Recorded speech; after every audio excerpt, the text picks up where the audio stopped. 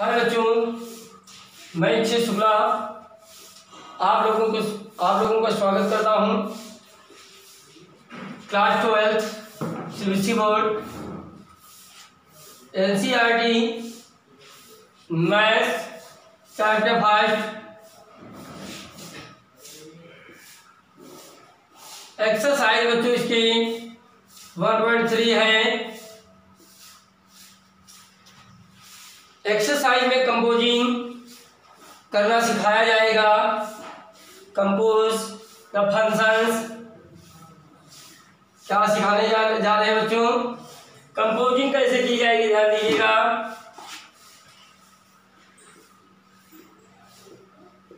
Composition of function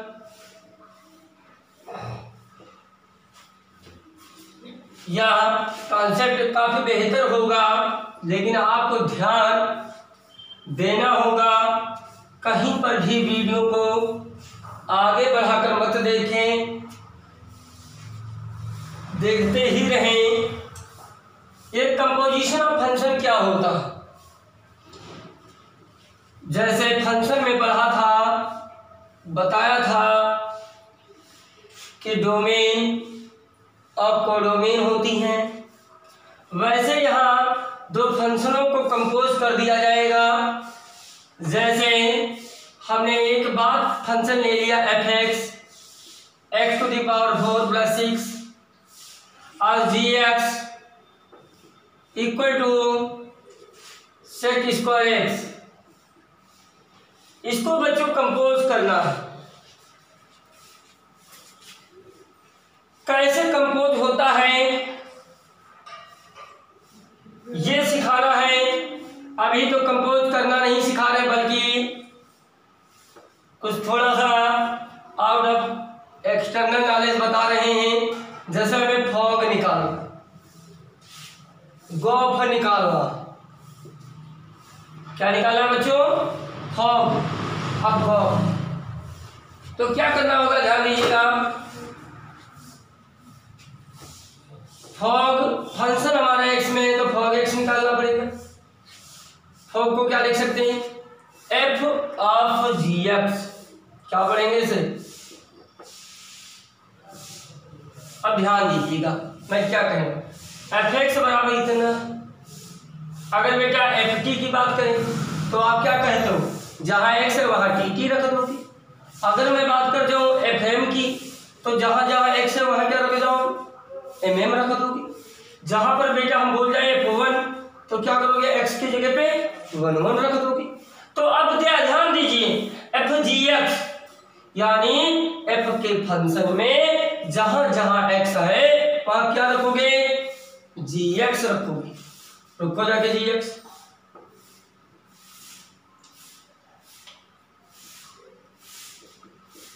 संतुष्ट? अब gx क्या है? sec²x। gx क्या है बच्चों? sec²x। तो इसको क्या कर देंगे? sec⁴x + 4 × 8 होता है बच्चों 6। फॉग निकल गए। उम्मीद करते हैं समझ में आ गया। अब गॉफ की बात करते हैं। गॉफ x निकालना, तब क्या लिखेंगे? g(f)(x)। भाई ये gx है इतना, समझो मेरी बात। ये gx है।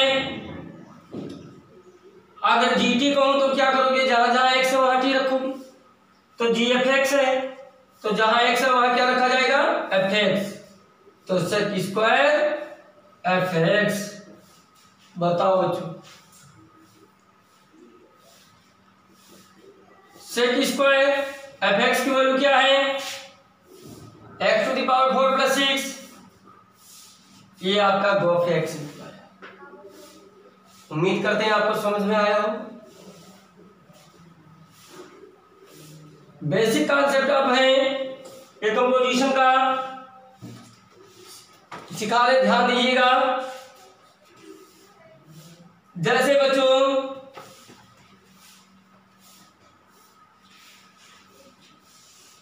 क्वेश्चन की बात करते हैं साथ में।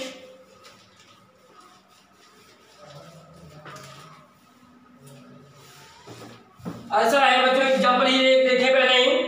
एक फंक्शन है अब A to B, f A to B, f x दे रखा है 2x, जी फंक्शन है B to C, g x equal to दे रखा x प्लस 5। समझो मेरी बात। इस एफ फंक्शन की जो ए है ये डोमेन है, ये जब रखे होंगे आप तो मिला क्या बी, तो ये क्या, ये कोडोमेन। कहने का मतलब ये डोमेन, ये कोडोमेन एफ फंक्शन की। और जो जी फंक्शन है, जो एफ फंक्शन की कोडोमेन थी और जी वाले फंक्शन में क्या बन गई, डोमेन, और ये हो गई कोडोमेन। अब ध्यान दें, हम मैपिंग करने जा रहे हैं, ध्यान दीजिएगा। ये फंक्शन जो है रियल में है, नेचुरल नंबर में, सॉरी काय में है, नेचुरल। एग्जांपल है बच्चों 1 2 3 4 4 2 4 6 8 7 9 11 13। अब ध्यान दीजिएगा,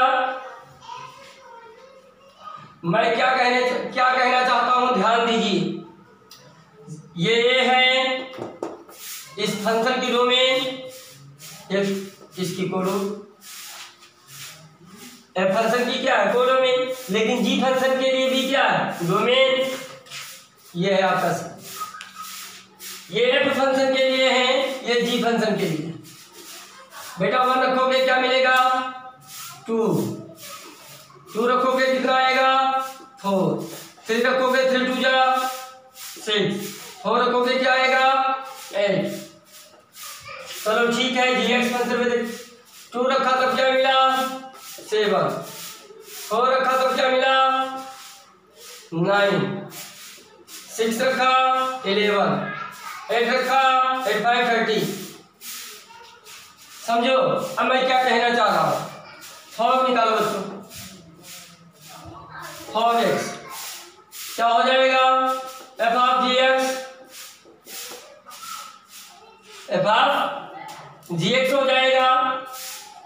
एफ के फंक्शन में जहां एक्स है वहां क्या रखोगे,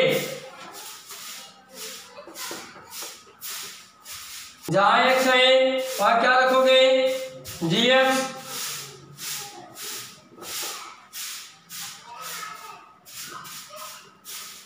एक्स की जगह पे जी एक्स रख लिया गया। समझ भाई, एफ टी होता तो 2t लिख देते।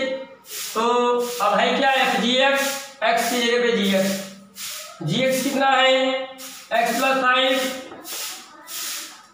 तो ये क्या बना बच्चों 2x प्लस 10। चेक करें, ये फॉग निकाला।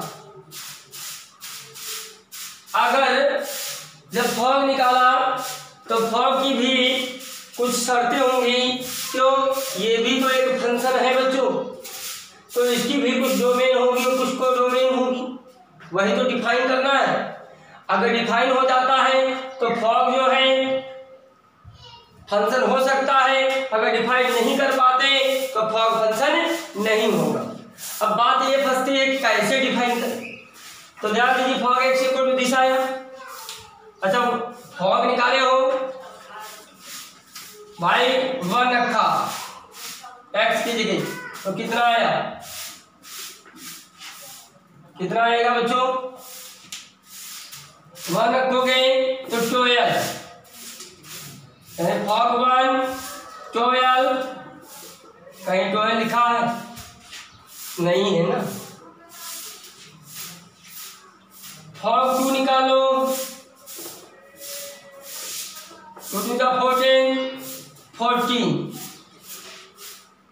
कंपोज कर रहे हैं। कंपोज किसको, एफ यानी मेरी सोच ये है अगर फॉग फंक्शन होगी तो ये डोमेन हो जाएंगे, ये कोडोमेन हो जाएंगे।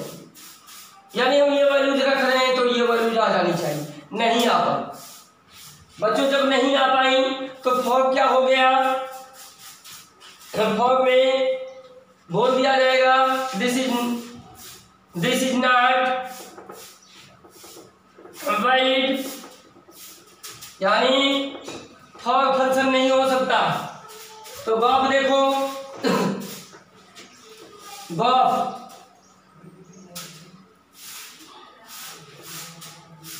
जब गॉफ निकालेंगे तो इसे क्या लिखेंगे, जी आप एफ एक्स, जी के फंक्शन में एफ एक्स रखो जाके एक्स की जगह पे, तो एफ एक्स प्लस 5,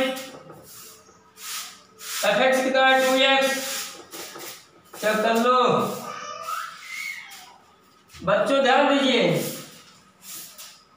गॉफ निकाल रहे हैं, क्या रख रहे थे आप, जी के फंक्शन में एफ एक्स रख रहे थे, जी के फंक्शन में क्या रख रहे थे, एफ एक्स रख रहे थे, तो एफ एक्स की वैल्यूज क्या थी, यही तो थी डोमेन, रख के चेक कर। गॉफ 1 रखा मैंने तो क्या आ गया बच्चों 7। अच्छा 2 निकालो, गॉफ 2 2 जा 9, गॉफ 3 निकालो 3 2 जा 6 5 11, गॉफ 4 निकालो 4 2 जा 8 5 13, यही वैल्यू जब, यानी ये इसको ये इसको ये इसको ये इसको मैच कर रहा है, गॉफ इज फंक्शन, गॉफ क्या हो गया, फंक्शन हो गया, लेकिन फॉग वैलिड नहीं था। क्यों, बताया था डोमेन होनी चाहिए, अगर फंक्शन कोई होगा तो उसकी डोमेन भी होनी चाहिए, कोडोमेन भी। अब इस गॉफ की पता चल गई, गॉफ की जो गॉफ फंक्शन है उसकी डोमेन क्या है, ए, यानी लिख देंगे गॉफ फंक्शन है किसका, ए टू सी का, यानी डोमेन रखी गई और कोडोमेन का सेट प्राप्त हुआ। एक बात और बताना चाहूंगा, ध्यान दीजिएगा, गॉफ जब निकाला है आपने तो वैल्यू किसकी रखी गई, एफ एक्स की वैल्यू रखी गई। फॉग निकालोगे तो वैल्यू किसकी रखी जाएगी, तब आपको इसकी वैल्यू रखनी। उम्मीद करते हैं समझ में आया होगा। चलो अगले क्वेश्चन की बात कर लेते हैं। गॉफ फॉग, इस केस में फॉग नहीं निकल पाया, यानी फॉग फंक्शन नहीं था, गॉफ फंक्शन था। अगली बात करते हैं, ध्यान दीजिएगा,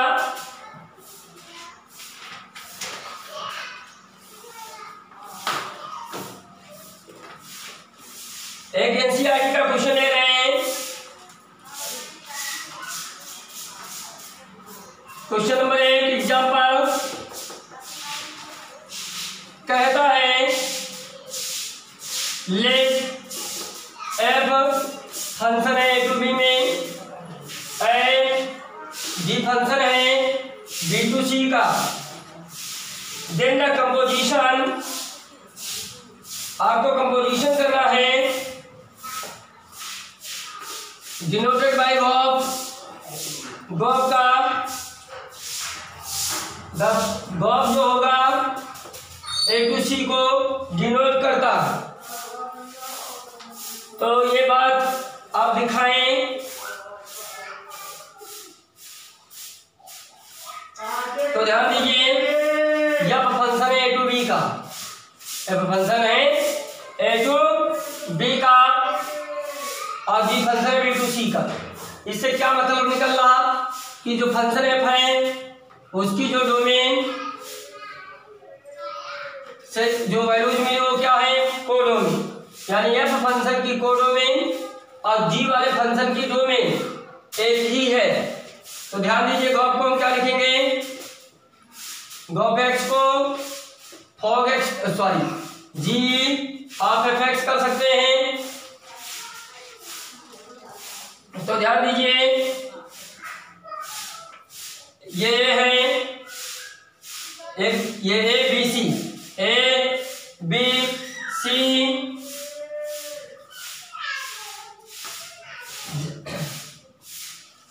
क्वेश्चन में ही कहा गया था। अब ध्यान दें यक्स किसको बिलोंग कर रहा है, क्वेश्चन बोल रहा है बच्चों ए को, तो ये रखो, जब रखा तुमने एक्स तो मिला क्या बच्चों भाई, बी क्या हो जाएगा एफ एक्स को वाई कहते हैं, रखोगे एक्स मिला आपको वाई को ही एफ एक्स बोलते हैं एफ एक्स। और ये क्या हो जाएगा, ये एक ऐसे एग्जाम्पल छपा हुआ था, खेल दिखाना था, बताना था कि गॉप क्या होता, ये गॉप हो गया। ये कोई क्वेश्चन नहीं था बच्चों, बल्कि कहा गया कि गॉप क्या है, यानी ये डोमेन रखी ये मिला, जब एफ एक्स रखा तो जी एफ एक्स मिला, अर्थात हम ये एक्स रख देंगे गॉप निकालने के लिए, एक्स रख देंगे तो हमें जी एफ एक्स मिल जाएगा। यही मैंने पहले क्वेश्चन में बताया था। नेक्स्ट पार्ट की बात करते हैं, तो ध्यान दीजिएगा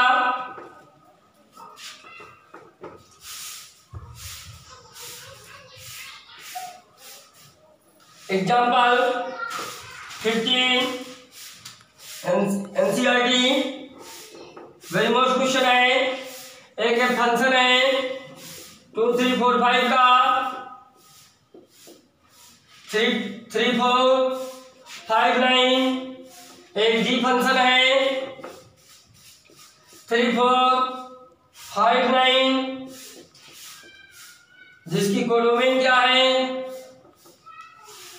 और दे रखे हैं f2 equal to 3, f3 equal to 4, f4 equal to f5 equal to 5 and g3 equal to g4 equal to 7 and g5 equal to g9 equal to 11।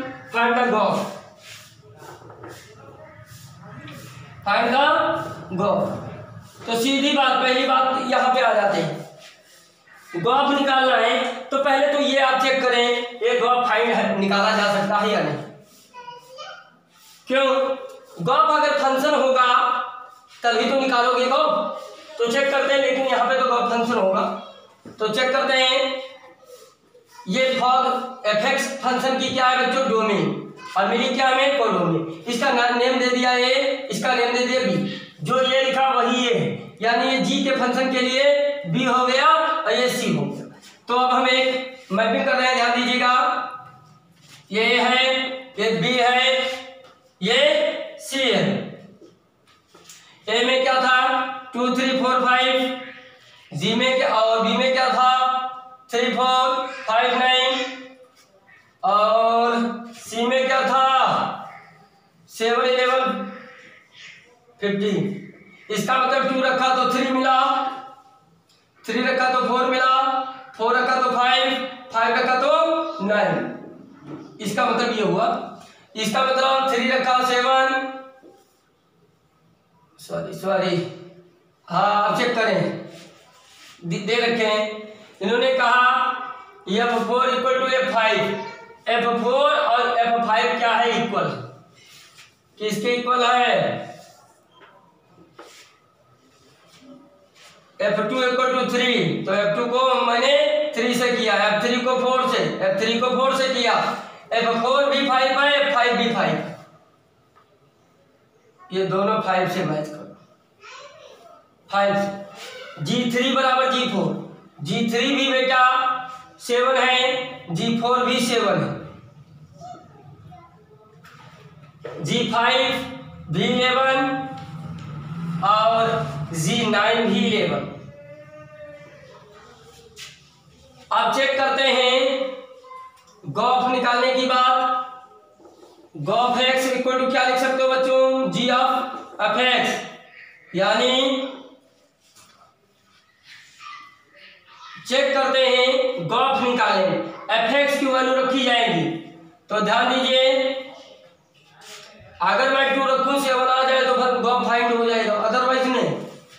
2 मैंने रखा f2 GF2 कितना हो जाएगा, F2 की वैल्यू कितनी बच्चों 3, जेन G3 आया, G3 equal to कितना 7, यानी GOF2 की वैल्यू 7 निकल आई।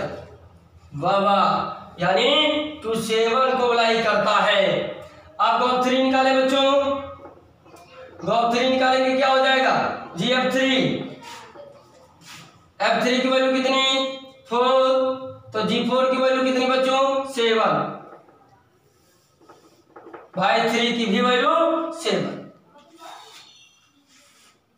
3 की वैल्यू क्या हो जाएगी 7। गॉफ की वैल्यू पूछी गई थी, G2 की निकल आई, ये फंक्शन था ही पहले से, मैंने बताया ही था। G3 7 बिलोंग कर रहा।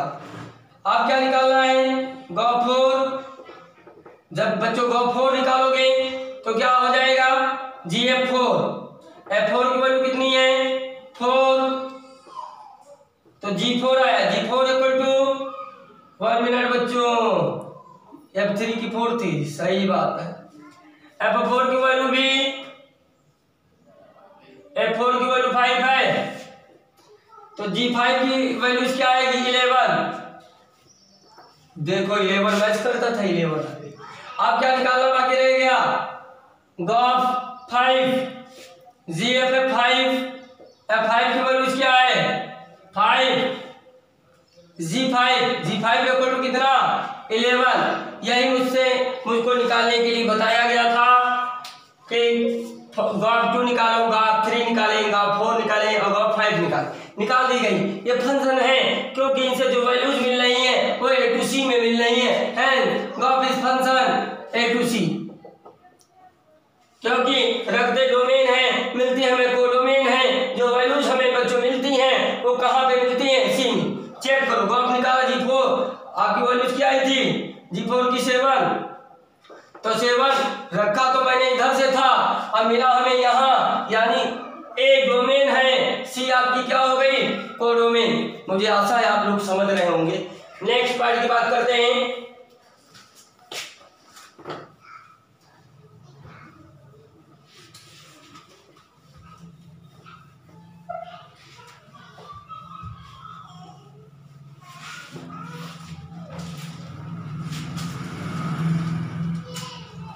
क्वेश्चन दिया गया है एग्जांपल 16, ए फंक्शन है R2R में, G फंक्शन है R2R, दे रखे हैं fx equal to cos x, gx equal to 3x square, so that हमें प्रूव कर देना है GOF not equal to fog, GOF जो है फॉग के इक्वल नहीं है। तब क्या करेंगे, सबसे पहले आप GOF निकालें, GOF x में फंक्शन है x ले लें, तो GF(x), जहां g के फंक्शन में x की जगह पे क्या लिखा जाएगा fx, तो 3f(x) का होल स्क्वायर,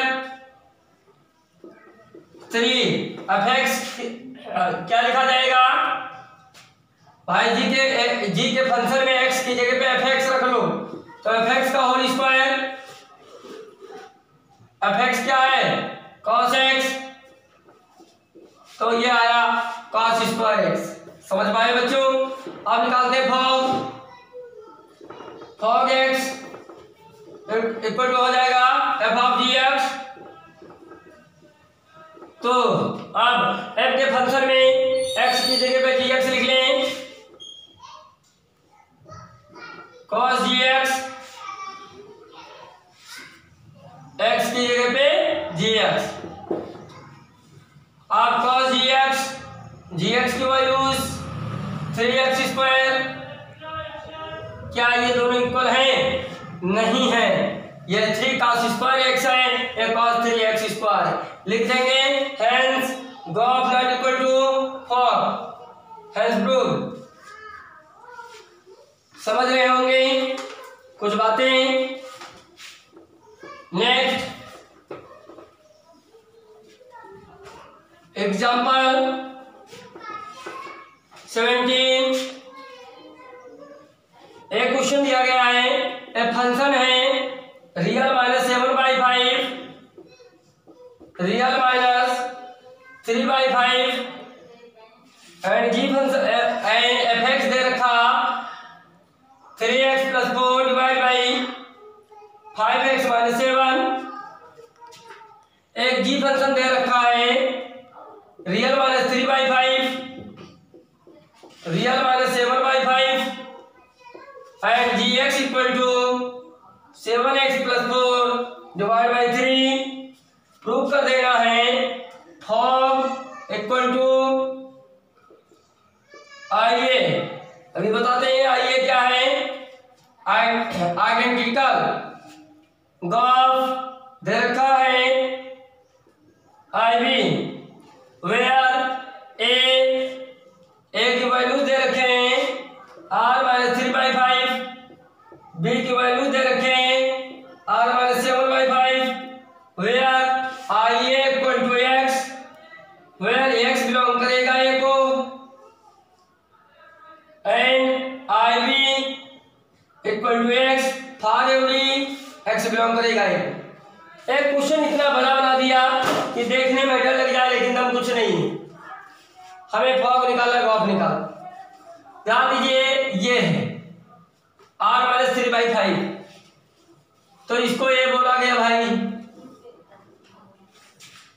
यही चीज है। ये चीज क्या थी b तो यानी ये b है।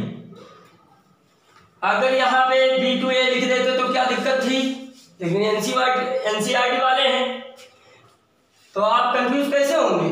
कंफ्यूज करने के लिए इतना बड़ा तैयार कर दिया गया। ये इसे क्या लिखना चाहिए था f फंक्शन है B2A, लेकिन आप लोगों को कंफ्यूज करने के लिए ऐसा लिखा गया। लेकिन आप लोग तो होशियार हैं तो f फंक्शन है B2A इसका मतलब B इसकी डोमेन है, A इसकी कोडोमेन है। जी फंक्शन के लिए A डोमेन है और B उसकी कोडोमेन है। ये 7/5 है, यही था बच्चों।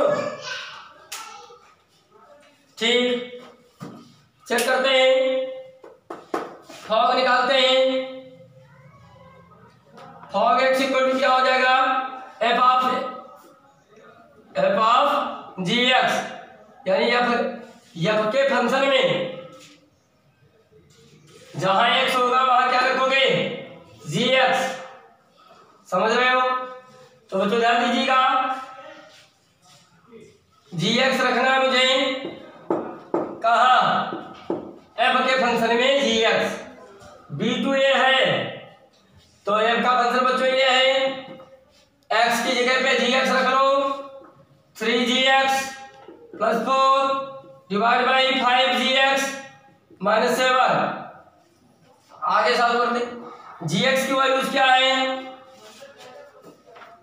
gx की वैल्यूज क्या थी 7x + 4 डिवाइड बाई 5x - 3। तो रखे बच्चों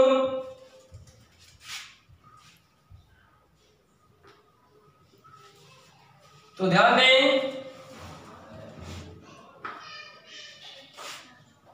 तो gx कितना है 7x + 4 divide by 5x - 3 + 4 divide by 5gx 7x + 4 divide by 5x - 3।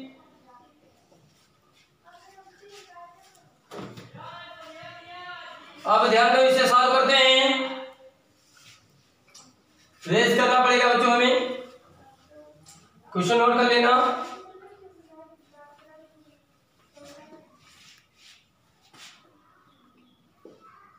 Seven 3 जा 21x + 12 डिनोमिनेटर सेम करोगे 20x - 12 डिवाइड बाई 5x - 3 इधर 35x + 20 - 35x + 21 divide by 5x - 3। ये चीज कैंसिल, ये 41x 12 ये 41 कितना आया x। इसको क्या बोलेंगे, हमें यही तो प्रूव करना था फॉग बराबर आई फॉग ए निकाले हैं तो इसको आई ए बोल दो, क्योंकि आई ए, यानी फॉग इक्वल टू निकाल दिया गया, आई ए आ गया। ये प्रूव करना था मुझे। अब इसी प्रकार गॉप निकालें। आप लोगों को गॉप निकालने के लिए डब्ल्यू दिया जा रहा है। आगे बढ़ते हैं। क्वेश्चन कह रहा है, वेरी मोस्ट क्वेश्चन है, ध्यान दीजिएगा। Example 18, so that f function a to b में and g function a to c में r11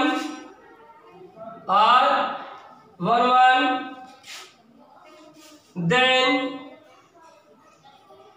गो फंक्शन होगा a to c का is also 11